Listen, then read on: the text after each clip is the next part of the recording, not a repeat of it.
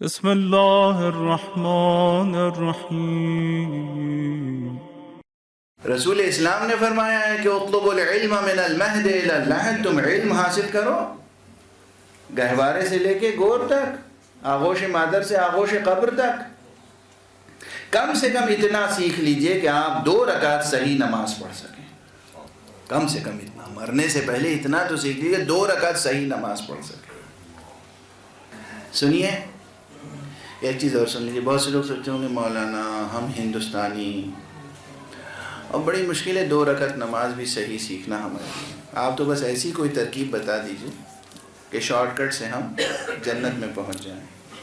ایسا کوئی short cut وجود نہیں رکھتا، اور 2 رکعت نماز بہت مشکل نہیں ہے۔ جوانوں، عزیزوں، بچوں، بزرگوں، سنو، معلوم ہے، یہ یاد رکھیے گا، کئی جگہ پڑھ چکا ہوں، شاید یوٹیوب پہ بھی ہو، پھر آپ کے سامنے دہرا رہا ہوں۔ 2 رکعت نماز صحیح یاد کرنا کوئی مشکل نہیں ہے۔ آپ یہ بتائیے، آپ میں کون ایسا آدمی ہے، کون ایسا انسان ہے جو 20 صرف 20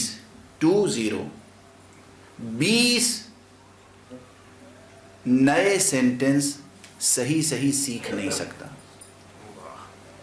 100 نہیں، 200 نہیں، 400 نہیں، 20 only 20 sentences، چھوٹے چھوٹے، بلکہ اس سے بھی کم، اصل میں تو وہ 17-18 سینٹنسز ہیں۔ میں گن کے بتا دیتا ہوں۔ واجب نماز، اگر آپ بینک و بین اللہ، اپنے اور خدا کے درمیان معاملہ صاف کرنا چاہتے ہیں تو آپ 18 یا 20 جملے آپ کو صحیح سیکھنے ہیں، اور پوری نماز آپ صحیح کر لیں گے۔ کیسے؟ سب سے پہلا واجب کیا ہے؟ ایک جملہ ہے 2 لفظوں کا، اللہ اکبر، بس یہ ایک سینٹنس ہوا، نوٹ کرتے جائیے۔ اور بیچ میں میری کیا کہتے ہیں، تبصرہ، اور ہندی میں کیا کہتے ہیں، ٹپڑی، وہ بھی سنتے رہیے۔ اچارن صحیح تھا نا ہمارا، ٹپڑی کا۔ خدا کی قسم ہمارے معاشرے میں صحیح اللہ اکبر کہنے والے بھی بہت کم ہیں، آپ کو تعجب ہوگا۔ یہ مسئلہ بڑا حساس ہے۔ لفظ ہے اللہ اکبر، اور 90% لوگ کہہ جاتے ہیں اللہ اکبر۔ وکبر ایک بت کا نام تھا۔ اب کوئی یہ پوچھے کہ مولانا ہم نے اکبر کہا یا وکبر کہا، اس میں کون سی قیامت آ گئی؟ قیامت آ گئی، اسی لیے تو ہم تاکید کرتے ہیں۔ وکبر ایک بت کا نام تھا، تو آپ نماز کا آغاز بدھ کے نام سے کر رہے ہیں۔ لفظ ہے اللہ ہو، ہے پر پیش ہے، واو نہیں ہے وہاں پر،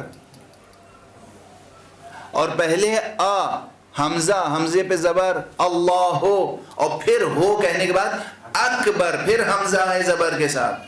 اگر آپ نے اللہ اکبر نہیں کہا، اللہ اکبر کہا، نماز باطل، نماز باطل، چاہے معموم ہو یا امام۔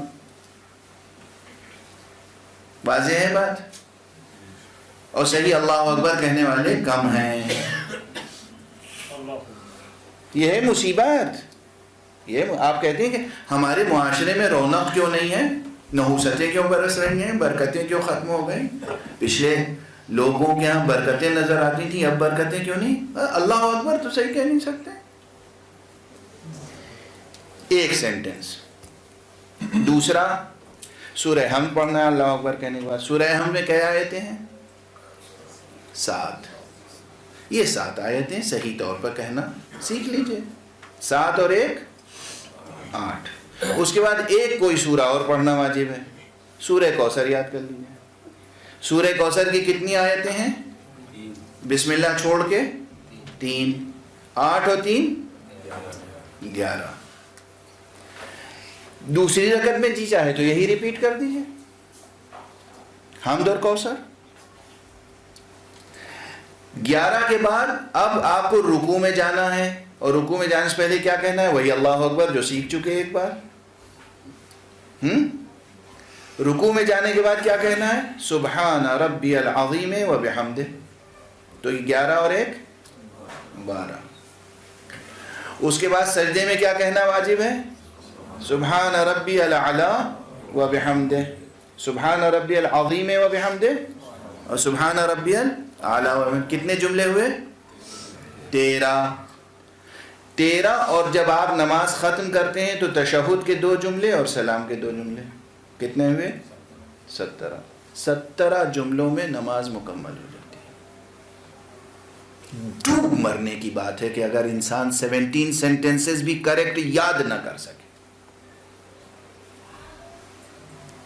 17 سینٹنسز، 18 سینٹنسز، پوری نماز ہو گئی. قل واللہ شامل کر لیجئے، 20 آیت، 20.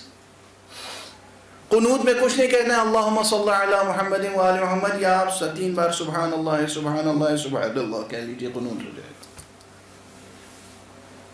اگر اپنے اور خدا کے درمیان معاملہ درست کرنا ہے تو اس طرح درست کرنا ہے کہ کم سے کم ہم صحیح نماز پڑھ سکیں.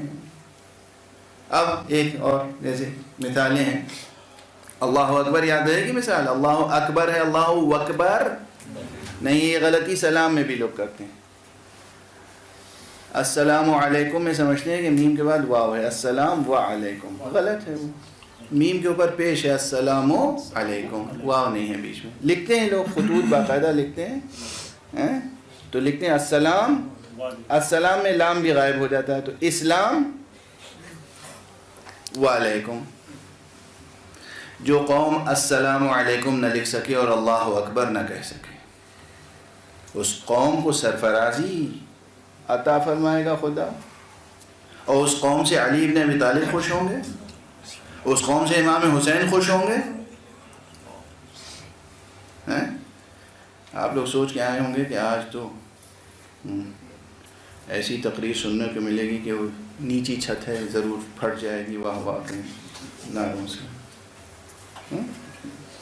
ایک معیار یہ ہے تقریر کا کہ 2-4 مسائل میں بے ہوش ہو جائیں، اور ایک معیار یہ ہے کہ شامیانے تار تار ہو جائیں، اتنی واہ واہ ہو، اتنا نعرہ لگے کہ شامیانہ تار تار ہو جائے. یہ معیار ہے. تو زیادہ سے زیادہ ہارڈلی 20 سینٹنسز اگر آپ محنت کر لیں اور یہ اکیڈمی لوگوں کی 20 سینٹنسز کریکٹ کر دے تو انہوں نے تو جنت میں جاگیر پالی سمجھیے. 20 جملے. دیکھیے ایک چیز اور عرض کر دوں برادر عزیز سے معذرت کے ساتھ.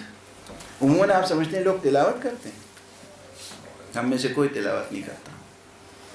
تلاوت کے معنی کچھ اور ہے. ہم سب صرف قراءت کرتے ہیں. قراءت کے معنی ہیں قرآن کے الفاظ کو زبان سے دہرانا، قراءت. تلاوت کے معنی ہے اپنے پورے وجود کے ساتھ قرآن پر عمل کرنا اور قرآن کے پیچھے پیچھے چلنا. یہ ہے تلاوت. اصل تلاوت کے روٹ ورڈ میں جو میننگ پوشیدہ ہے وہ حرکت و عمل کے میننگ ہیں.